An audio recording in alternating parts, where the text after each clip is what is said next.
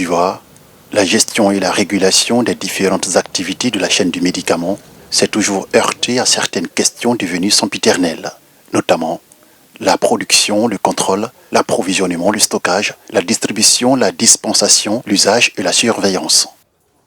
Nous avons des autorités de régulation pharmaceutique, on a AIRP, qui ne nous facilite pas du tout la tâche, parce qu'il faut, pour importer ces médicaments, il faut que les produits soient enregistrés, ce qui est normal.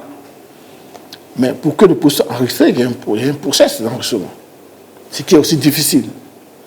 Souvent, il faut que les autorités ivoiriennes se déplacent pour aller visiter les laboratoires, soit en Chine, en Inde, au Portugal, pour se rendre compte des bonnes conditions de fabrication et tout ça, avant de venir. Donc ça met du temps.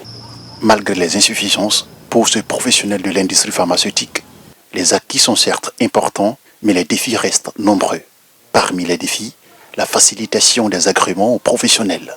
Nous importons, les 90% de nos importations sont de l'extérieur, ce qui n'est pas juste. Nous n'avons que 10% de production locale, ce qui est insuffisant. Donc l'État ivoirien devrait quand même donner l'agrément à tous ces jeunes pharmaciens qui sont de l'université, qui veulent monter leur structure. Voilà, vous savez qu'on peut être délégué médical, on peut être distributeur de matériel médical avec des accessoires, on peut être dans les parapharmacies, il y a beaucoup de choses à faire. Mais il faut que l'État nous donne la possibilité, n'est-ce pas, de pouvoir investir dans ce secteur. Avec l'implantation de plusieurs multinationales dans le pays, la Côte d'Ivoire a désormais un secteur de l'industrie pharmaceutique compétitive. Le pays pourra prétendre à devenir un hub de l'industrie pharmaceutique en Afrique s'il arrive à se mettre au-dessus des défis qui minent le secteur.